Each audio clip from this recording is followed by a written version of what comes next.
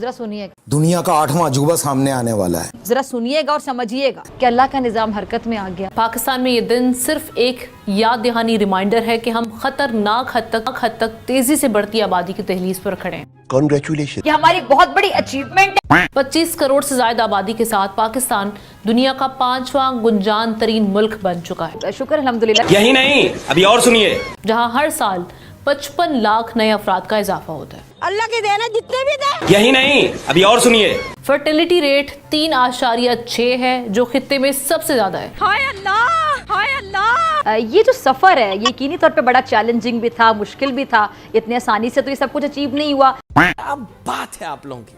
आहा, बंदा सोचता है कि क्या वजह हो सकती है कि आप लोग इतनी आला मयार की सोच रखते हैं। अरे वाह वाह वाह वाह।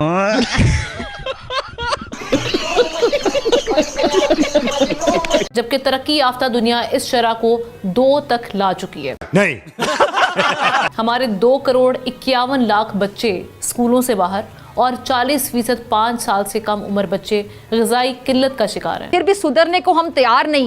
हर साल 15 से 20 लाख नौजवान रोजगार की तलाश में मैदान में आते हैं, मगर मुल्क का इंफ्रास्ट्रक्चर, स्कूल्स, अस्पताल और मईशत सब बेबस। आपके मुताबिक ये सफर कितना मुश्किल होगा? मजीद अब कितने रोशन इम्कानात हैं? जहन में यही सोचा कि यार इतनी आला मयार की सोच रखने वाले लोग आखिर इनकी तरक्की क्यों नहीं होती, इनकी शरह नमू खित्ते में सबसे कम क्यों है। इतने साल आजादी को बीत गए, आज तक कोई इजादात में नाम क्यों नहीं है। क्लाइमेट चेंज और आबादी का बेकाबू फैलाव हमारे लिए 2 बड़े चैलेंजेस हैं। तरक्की का सफर न सिर्फ जारी रहे बल्कि इसमें और तेजी आए। अगर यही रफ्तार रहती है तो 2047 में पाकिस्तान की आबादी नाजरीन 50 करोड़ तक पहुंच सकती है। ये तो होगा। क्या हम इतनी बड़ी आबादी को तालीम, सेहत और रोजगार दे पाएंगे? सीधा से जवाब, सवाल ही पैदा नहीं होता। हुकूमत के पास अब बजट खाली हो चुका है।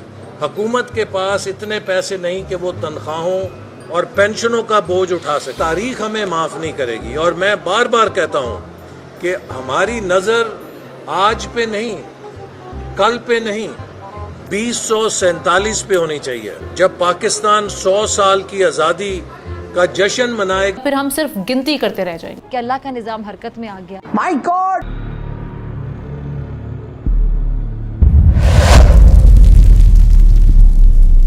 Pakistan had just come out of a very serious threat of default. Our fate was hanging in the balance. I was sure that we will not default. As luck would have it, we were able to avoid default after my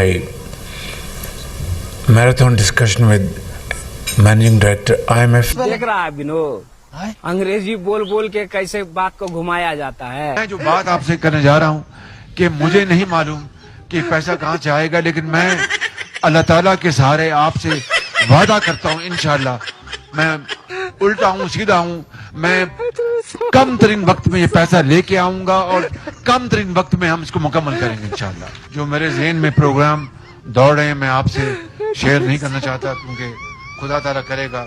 गजब to be बाज आदमी। यहूद, हनूद और नसारा साथ आ जाएं, मुसलमानों के अहले ईमान के सामने मजहबी जंग वही होती है। असल में सारे पाकिस्तान के लोग जो हैं वो बातें तो ऐसी करते हैं जैसे दुनिया के हालात बदल सकते हैं। नहीं।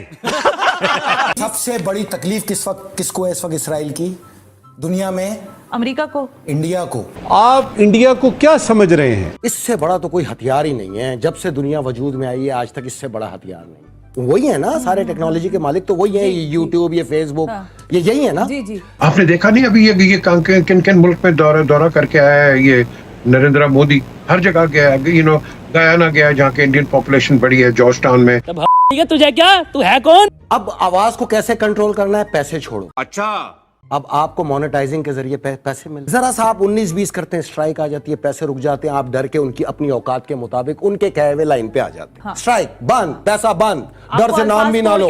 मुसलमानों की औकात, डर से नाम भी ना लो। कंट्रोल कहां से हो रहा है? इंडिया से, कलकत्ता से। क्या बोला तूने? कंट्रोल कहां से हो रहा है? इंडिया से। इसका जो हब है वो कैलकाटा है। इंडिया इतने आगे निकल गया है, हम लोग पीछे छूट गए हैं। राधी साजिश है, इंडिया की जो लाबी है, साजिश करना उसकी हाबी है। ये तुम दिन भर ये गाने गाते रहते हो, लाबी और हाबी। लाहौरियों क्यों ऐसी हरकतें करते हो यार? रोक दी आपकी आवाज, आपको आपकी औकात पे छोड़ा। आप पैसों के धंधे के चक्कर में आपने वो लैंग्वेज इस्तेमाल करना शुरू की जिसको कैलकाटा से बनाया जा रहा है। हमारी आपकी आवाज बंद की जा रही है। तुमसे ना हो पाएगा, हमें तुम्हारे लक्षण बिल्कुल ठीक नहीं लग रहा है, तुमसे ना हो पाएगा। जो दज्जाल के फॉलोवर्स हैं उनके जहन में वो खुद ग्रेट हैं। अब तिकोन का पहला कोना ग्रेट ब्रिटेन, तिकोन का दूसरा कोना ग्रेटर इसराइल, यहाँ हम ही ग्रेट हैं। हाँ। तीसरा कोना भी तो है ना, वो है तीसरा कोना ग्रेटर इंडिया, अखंड भारत। मैं तो तेरे को हरामी समझता था। और इसके बीच में आंख, डॉलर पे नजर आता है ना ये नक्शा, यानी कि आंख देख रही है तीनों को, आंख महफूज कर रही है तीनों को। आंख इनके माशी और मादनी मुफादात का तहफ़्फ़ुज़ कर रही है। वो आंख, वो एक आंख है जो दज्जाल की है। दज्जाल इक्वल टू, दज्जाल दर हकीकत इब्लीस का ही दूसरा नाम। यार इतनी अक्लमंद कौम है, इतनी तेज कौम है, इतनी इंटेलिजेंट कौम है, फिर तरक्की क्यों नहीं कर रही? मुझे एक और चीज पता लग गई, वो तो पागल है मुबैना तौर पर, दिमागी तवाजुन उसका ठीक नहीं, मानसिक संतुलन उसका ठीक नहीं है, दिमागी तवाजुन सही नहीं है। मेरी कौम बहुत ही बड़ी अबे साले, जब माफ करना। खांसी आ गई। क्या बोल रहा था मैं, क्या बोल रहा था? हाँ, तजस्सुस से भरी हुई कौम है मेरी।